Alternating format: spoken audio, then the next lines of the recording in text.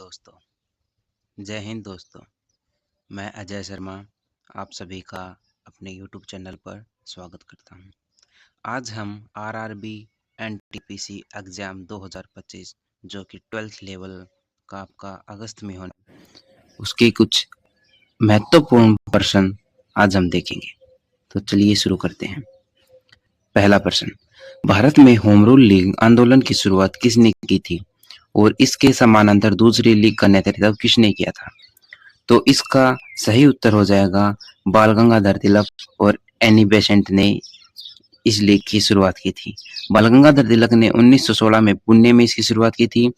उसी के समानांतर एनी बेसेंट ने सितंबर 1916 में मद्रास में इस लीग की शुरुआत की थी। अगला प्रश्न, दिल्ली सल्तनत के किस शासक ने सांकेतिक मुद्रा की शुरुआत की थी जो असफल रही? तो इसका सही उत्तर हो जाएगा मोहम्मद बिन तुगलक। मोहम्मद बिन तुगलक ने 14वीं शताब्दी में सांकेतिक मुद्रा की शुरुआत की थी। अगला प्रश्न, वेदों की ओर लौटो का नारा किसने दिया था और इस नारे का मूल उद्देश्य क्या था? तो वेदों की ओर लौटो का नारा स्वामी दयानंद सरस्वती ने दिया था, जो कि हिंदुओं को उनके शुद्ध रूप में आने के लिए ये नारा दिया गया था। अब प्रश्न आते हैं आपके भूगोल के। भारत के किस राज्य में लोकटक झील स्थित है जो अपनी तैरती हुई फुमदीज के लिए प्रसिद्ध है? तो इसका सही उत्तर हो जाएगा मणिपुर। मणिपुर के अंदर लोकटक झील स्थित है जो कि अपनी तैरती हुई फुमदीज के लिए प्रसिद्ध है। अगला प्रश्न, पाक जल डमरू मध्य किन दो देशों को अलग करता है और यह बंगाल की खाड़ी को किस सागर से जोड़ता है? तो इसका सही उत्तर हो जाएगा भारत और श्रीलंका को ये अलग करता है, जो कि मन्नार की खाड़ी में जाकर मिलता है।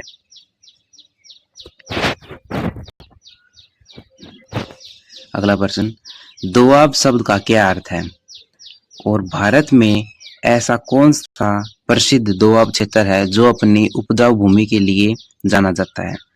तो वो है आपका दोस्तों दो नदियों के बीच का क्षेत्र दोआब कहलाता है, जो कि गंगा यमुना दोआब है, गंगा और यमुना नदियों के बीच में है। अब आपके पॉलिटी से कुछ प्रश्न आते हैं। भारतीय संविधान के किस अनुच्छेद के तहत राज्यपाल को अध्यादेश जारी करने की शक्ति प्रदान की जाती है? तो वो है आपका अनुच्छेद 213। अनुच्छेद 213 के तहत राज्यपाल को अध्यादेश जारी करने की शक्ति प्रदान की जाती है। अगला प्रश्न, न्यायिक पुनर्विलोकन की अवधारणा भारतीय संविधान के किस देश के संविधान से ली गई और इसका क्या महत्व है? तो इसका सही उत्तर हो जाएगा संयुक्त राज्य अमेरिका। विधायिका और कार्यपालिका के कार्यों की संवैधानिकता की जांच करना इसका काम होता है।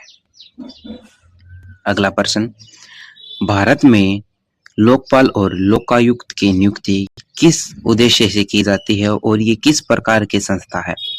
तो इसका सही उत्तर हो जाएगा ऑप्शन नंबर बी, भ्रष्टाचार और पर अंकुश लगाना और सार्वजनिक अधिकारियों की जवाबदेही सुनिश्चित करना। वैधानिक और अर्ध न्यायिक संस्था है ये। अब आपके प्रश्न आते हैं जनरल साइंस से। प्रकाश विद्युत प्रभाव यानी फोटो इलेक्ट्रिक इफेक्ट की व्याख्या किसने की, जिसके लिए उन्हें नोबेल पुरस्कार भी मिला? तो ये सभी को पता है, फोटो इलेक्ट्रिक इफेक्ट की जो व्याख्या थी, जो खोज थी, वो अल्बर्ट आइंस्टीन ने की थी। इसके लिए इन्हें 1921 में नोबेल पुरस्कार भी मिला। अगला प्रश्न है, मानव शरीर में थायमिन ग्रंथि का प्रमुख कार्य क्या है और यह किस तंत्र का हिस्सा है? तो इसका सही उत्तर हो जाएगा ऑप्शन नंबर बी, प्रतिरक्षा प्रणाली की परिपक्वता परिरक्षा तंत्र है, जो कि टी सेल्स का उत्पादन और परिरक्षण करना इसका कार्य है। अगला प्रश्न है, न्यूक्लियर फ्यूजन और फ्यूजन के बीच मुख्य अंतर क्या है और सूर्य की ऊर्जा का स्रोत क्या है? तो इसका सही उत्तर हो जाएगा ऑप्शन नंबर सी, विखंडन में नाभिक टूटते हैं, संलयन में जुड़ते हैं। संलयन। सूर्य की ऊर्जा का स्रोत नाभिकीय संलयन है, जहां हाइड्रोजन परमाणु संलयन होकर हीलियम बनाते हैं। अब अलग अर्थशास्त्र से कुछ प्रश्न है, इकोनॉमी से। रिवर्स रेपो दर क्या है और यह भारतीय रिजर्व बैंक द्वारा किस उद्देश्य से उपयोग किया जाता है? तो इसका सही उत्तर हो जाएगा बी, वह दर जिस पर आरबीआई बैंकों से उधार लेता है, बाजार में अतिरिक्त तरलता की अवशोषित करता है।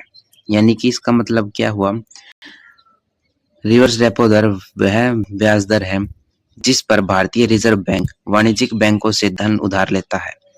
यह आरबीआई द्वारा अर्थव्यवस्था में तरलता को निर्धारित करने के लिए उपयोग किया जाने वाला एक उपकरण है। अगला प्रश्न है, सस्टेनेबल डेवलपमेंट गोल्स यानी कि एसडीजीएस क्या है और इन्हें किस वैश्विक संगठन द्वारा निर्धारित किया जाता है? तो इसका सही उत्तर हो जाएगा ऑप्शन नंबर सी, भविष्य के लिए 17 वैश्विक लक्ष्य संयुक्त राज्य राष्ट्र से इसको लिया गया। अगला प्रश्न है, आप टॉपिक आ जाता है कला संस्कृति खेल से। पहला प्रश्न है, पटचित्र कला शैली भारत के किस राज्य से संबंधित है और इसकी क्या विशिष्टता है? तो इसका सही उत्तर हो जाएगा ऑप्शन नंबर बी, उड़ीसा के अंदर पटचित्र कला शैली है जिसका मूल उद्देश्य है कपड़े पर आधारित स्क्रॉल पेंटिंग। अगला प्रश्न है, द्रोणाचार्य पुरस्कार किस क्षेत्र में दिया जाता है और इसका नामांकन किसके नाम पर किया गया?